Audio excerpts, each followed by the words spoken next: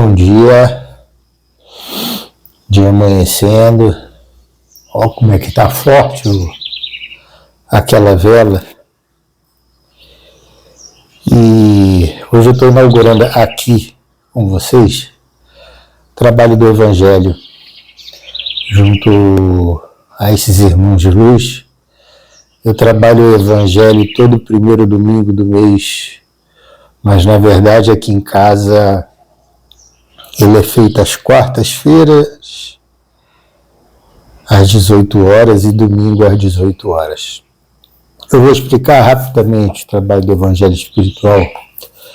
Como eu falei para vocês, eu trabalhei na casa de Ramatiz e lá fiz um curso do Evangelho no Lar. Não necessariamente eu estou seguindo, não estranha a vela estar hoje um pouco fora de lugar, falta só um elemento aqui essencial, já volto aí. Desculpa, gente, que é água fluidificada. O Evangelho não precisa do café, porque ele vai ser feito daqui a pouco com a presença dos pretos velhos, das pretas velhas, de todo esse povo aqui maravilhoso. Então, normalmente, o Evangelho segundo o Espiritismo, ele é feito com o livro O Evangelho segundo o Espiritismo e uma outra leitura básica qualquer das obras de Allan Kardec. Só que aqui eu, seguindo o que me foi pedido, trabalho um pouco diferente. Posso fazer, às vezes, segundo o Evangelho, segundo o Espiritismo. Normalmente os outros eu farei assim. Mas eu procuro dar sequência nas obras de Allan Kardec e faço ele com uma abertura Minutos de Sabedoria. Eu achei que fosse um livro espírita, mas não é. Me disseram que era um livro católico, não sei. Mas aqui cita André Luiz, interessante, né? E vou terminar com a leitura de Ramatiz. Pode ser feito pelo menos 15 minutos. Eu vou explicar o passo a passo, isso eu não vou mudar, com a diferença de que os espíritas não trabalham com vela, não trabalham com imagens, quer dizer, trabalham com fotografias. Você vê que as coisas não mudam tanto. Então, também não é uma adaptação. É um Evangelho que me foi pedido aqui para ser feito. Não estou com colar, né? Mas estou com as imagens.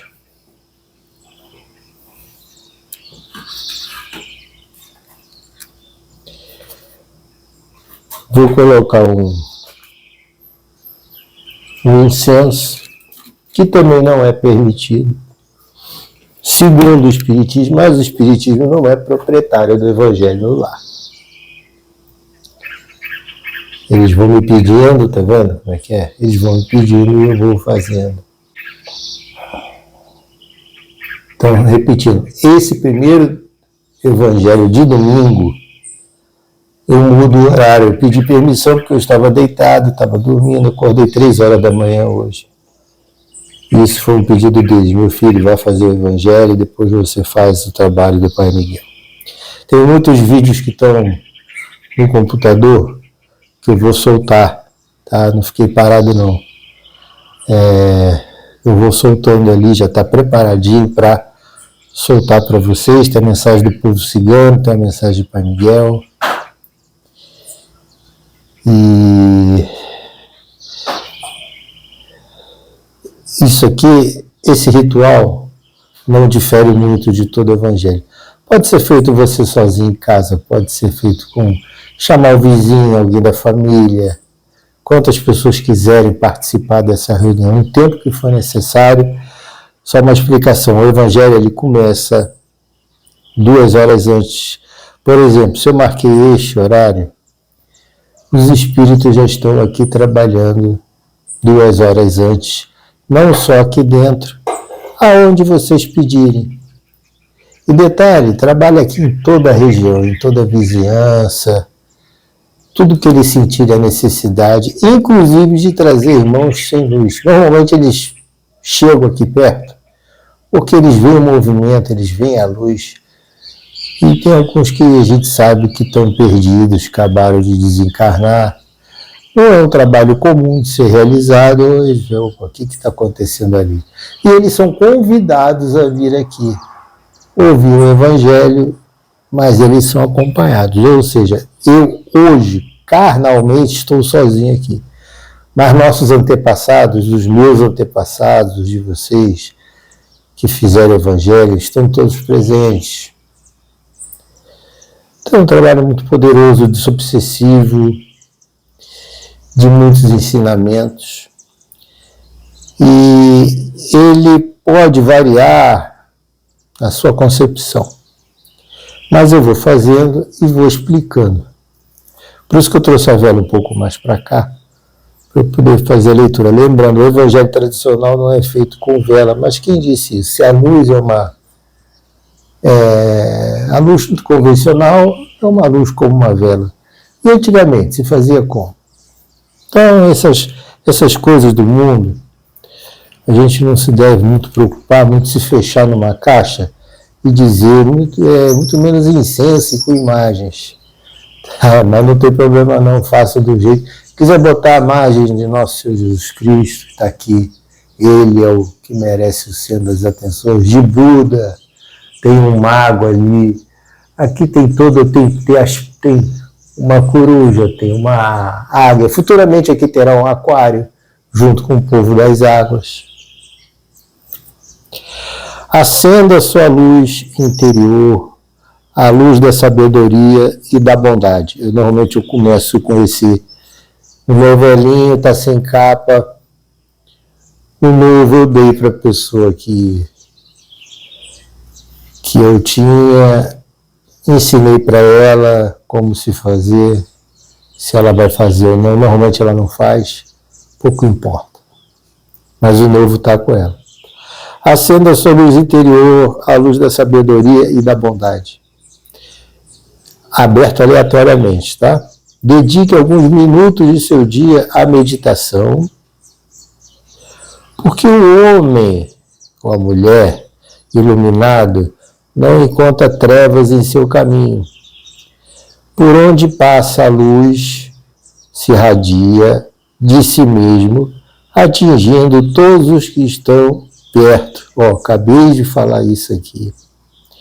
Mergulhe em seu íntimo e ouça a voz da sua consciência, que é a voz silenciosa de Deus, falando dentro de você mesmo. Quer dizer, a outra página daqui eu vou deixar para finalizar o Evangelho, tá? Eu acabei de falar isso aqui. Agora eu peço a permissão, agora a gente pede a permissão para abrir o Evangelho no dia de hoje.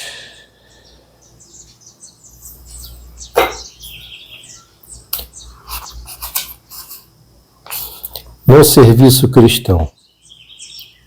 Esse aqui é do livro Franciscano de Xavier, pelo Espírito de Emmanuel, Vinha de Luz. Normalmente, os espíritas tradicionais trabalham com o Evangelho segundo o Espiritismo. Eu vou fazer sempre uma mescla dos livros básicos da codificação de Allan Kardec. Aqui eu dou sequência ao Evangelho segundo o Espiritismo. Eu posso dar sequência ou posso abrir aleatoriamente. No serviço cristão. Nem como tendo domínio sobre a herança de Deus, mas servindo de exemplo ao rebanho. 1 Pedro, capítulo 5, versículo 3. Esses livros são 5. Eles são complementos do Evangelho segundo o Espiritismo. Aqui tem passagens bíblicas, mas não aquelas passagens que geram polêmica. Aquelas passagens, o Evangelho segundo o Espiritismo, ele não é uma Bíblia completa. Ele tem as principais passagens que servem para todas as religiões e quem não tem religião. Aos companheiros do espiritismo cristão cabem tarefas de enormes proporções junto das almas. Preocupam-nos profundos problemas da fé, transcendentes questões da dor, porque dão de graça o que por de graça recebem. Contam com a animosidade dos que vendem os dons divinos. Eu já não vou entrar nessa polêmica, tá? Já teve várias mensagens aqui, inclusive do Pai Miguel, de outros irmãos, de outras irmãs, aqui desse trabalho, que falam sobre essa questão de vender os dons. Eu tenho a minha opinião. Aqui eu posso comentar, tá, gente? Aqui eu posso fazer meus pequenos comentários em cima do Evangelho, em cima da codificação de Kardec. Aqui eu posso dar uma pequena interpretação e permito a todos que estão à volta, se houver mais de uma pessoa, comentar também as suas opiniões. Porque dou de graça o que de graça recebeu. Chico Xavier pregou muito isso. Eu não posso cobrar nada. Porque não sou eu que dou a mensagem. E essa aqui também não é dele, é de Emmanuel. Constam com a animosidade dos que vendem os dons divinos, porque procuram a sabedoria espiritual. Recebem a gratuita aversão dos que se cristalizam na pequena ciência. Porque se preparam em face da vida, quer dizer, aqui vai de contrapartida aos que trabalham com a ciência, eles chamam de pequena ciência. Dentro da espiritualidade é uma coisa mínima, né? Porque normalmente, não são todos. Cientistas em si são muito frios na matéria. Eles não se prendem que a origem da matéria vem de Deus.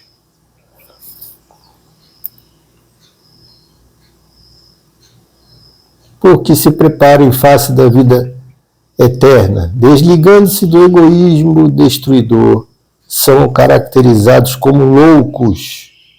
Eles acham que quem acredita na espiritualidade são loucos. Isso pelo meu entender. Pelo que se satisfazem na fantasia transitória. Quer dizer, aqui parece o seguinte: desligando-se do egoísmo destruidor, são caracterizados como loucos. Quer dizer, eu não sei aqui sinceramente se está falando de nós ou deles próprios, tá? Pois se satisfazem, eles, na fantasia transitória. Transitória é a matéria que eles estudam. Não, olha só, não que isso não seja importante, é lógico que é, isso existe na Terra para isso, eles vieram na Terra para isso. Está aí o celular, isso é um trabalho científico. Até se chegar no celular, quanta gente não estudou? Quanto maior, porém, a incompreensão do mundo, mais se deverá intensificar naqueles as noções da responsabilidade. Não falamos aqui dos estudiosos, dos investigadores e dos observadores simplesmente, referindo-se...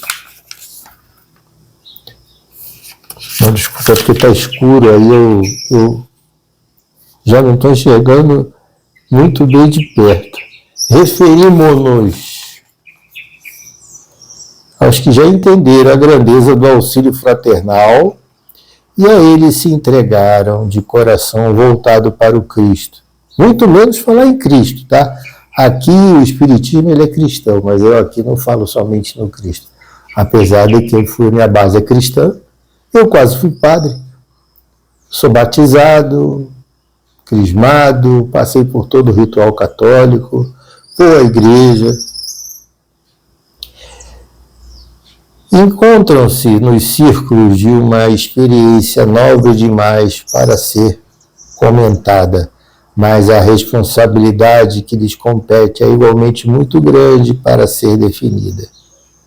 A ti, porém, meu irmão, que guardas contigo os interesses de muitas almas, Repito as palavras do grande apóstolo, para que jamais te envaideças, nem procedas, como tendo domínio sobre a herança de Deus, mas servindo de exemplo ao rebanho. Interessante isso aqui, né? Para que a gente não se envaideça com o nosso trabalho. Eu não sou melhor do que ninguém, nem o cientista, nem quem acredita, quem não acredita. Aliás, isso vive sendo comentado aqui para Miguel de Angola. Repete essa mensagem diversas vezes. Quem já acompanhou o canal sabe que ele sempre comenta sobre aqueles que não acreditam em nada. Mas nem por isso deixam de receber a luz do sol, deixam de receber a chuva, deixam de receber a luz divina. Né? Somos todos iguais. Ah, mas o bandido. Eu não quero interpretar, eu não quero entrar nessa polêmica. Você acha que é filho de Deus? Eu tenho minha opinião. Tá? Jesus veio à Terra para os fora da lei, considerados na época. Ele veio para as prostitutas, como se isso para mim fosse alguma coisa pecaminosa. Não é. Tem muita gente que se serve das prostitutas. Tá? É um trabalho? É. Pronto. É um trabalho. Faz mal para ela? Faz. Vocês sabiam que, em média, os transexuais, e isso está dito pela... botar aí no IA, a média de idade de uma pessoa dessa é 35 anos. Por quê? Porque a maioria não se cuida. São as doenças sexualmente transmissíveis. Não sei por que eu entrei nesse assunto, tá? Eu não sei se vocês sabiam disso. Ah, porque é um mundo de facilidade, quero ficar rica, eu não vou trabalhar de CLT, eu prefiro essa vida assim, porque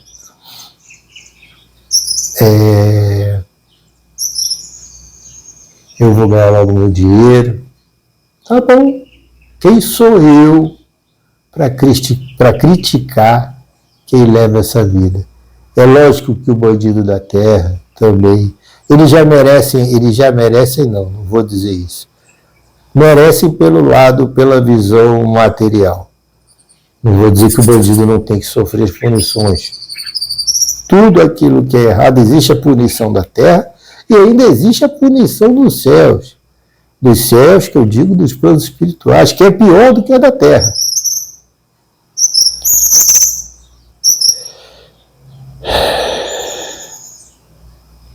Vou repetir esse final. A ti, pois, meu irmão, que guardas contigo os interesses de muitas almas, somos nós.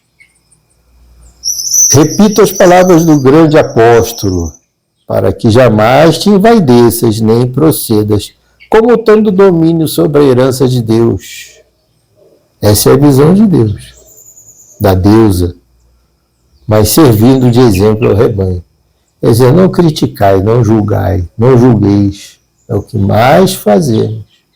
Foi o que Jesus falou, não julgueis para não serem julgados. É o que eles falam aqui, olha para o teu espelho, vê o teu procedimento. Não se preocupa com o outro. Tem uma vida aqui, considerada curta, para mim ela é o tempo necessário. A gente já...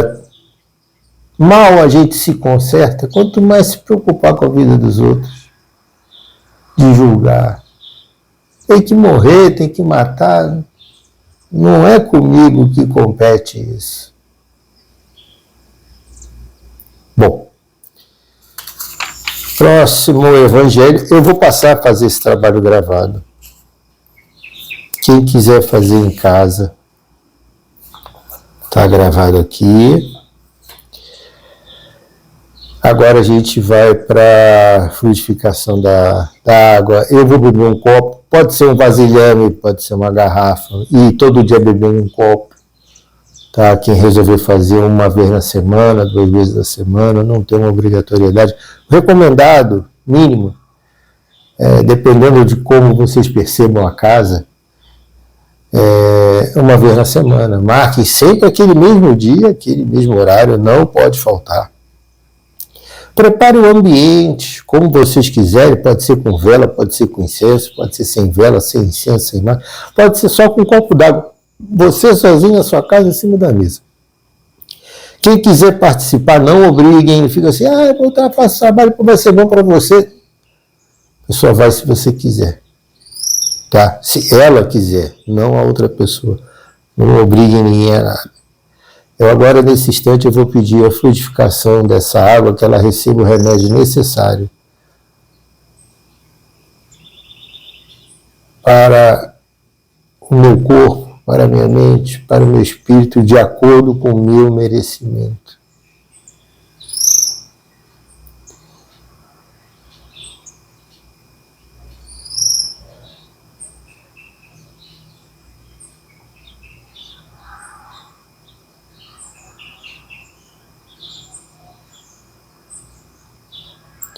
O meu é feito num copo, eu não boto no vasilhame, porque eu constantemente estou trabalhando em cima das águas fluidificadas aqui, nos trabalhos espirituais, então eu tomo sempre meu remédio. Minha água, a água que eu bebo normalmente durante o dia, boa parte dela ela já vem fluidificada. Eu estou tomando remédio de excesso, eles sabem o que colocar, tá?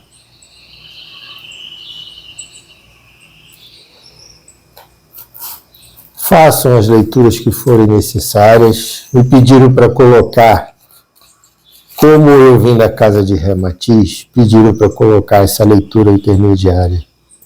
O vício do álcool e suas consequências. Pergunta Ramatiz, podeis explicar-nos com mais detalhes o que afirmastes há pouco acerca dos cuidados e proteção que os obsessores dispensam aos seus canecos vivos?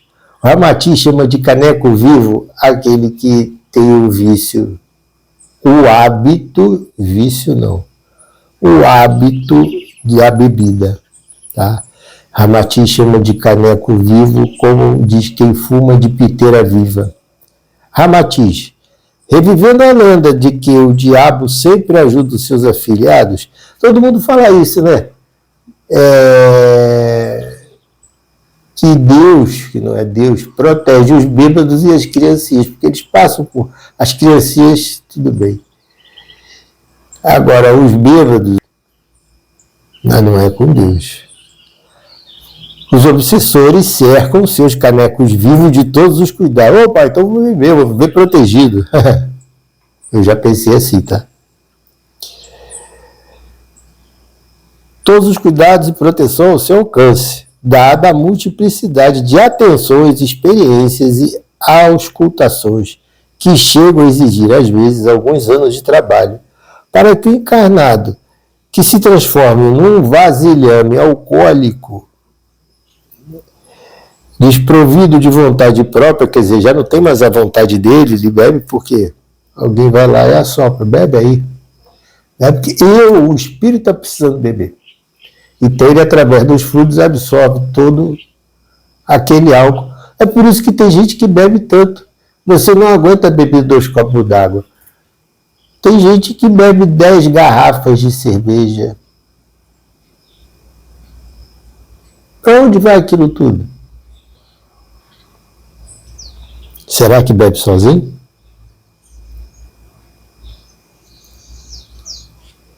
O encarnado se transforma num vasilhame alcoólico desprovido de vontade própria. Os seus donos, entre aspas, tratam de preservá-lo o mais possível de acidentes, conflitos e até de enfermidades que possam prendê-lo ao leito e impedi-lo de filtrar-lhes os alcoólicos desejados. Ajudam-no a atravessar pontes, lugares perigosos, guiam-nos por vales, caminhos escuros, esforçando-se para sustentá-los até em suas forças vitais. Daí as surpresas muito comuns quando bêbados que parecem impossibilitados de se mover acertam o caminho de casa e atravessam ruas pavimentadas por entre veículos os mais velozes sem nada lhe acontecer.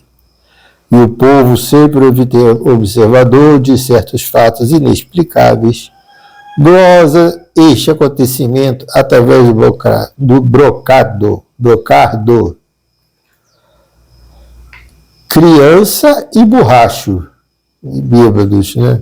Deus põe a mão por baixo. Mas a verdade é que se trata não de protegidos por Deus, mas de infelizes canecos vivos, cujos donos desencarnados guiam atentamente a fim de não perderem tão admiráveis alambiques que lhe custaram muito tempo de trabalho. Eu não sou bonzinho, não. Tem muita gente que vai escutar isso aqui. Ah, então vou continuar bebendo, eu quero ficar protegido. Fazer isso até aquele ser ir embora depois que eles desencarnam,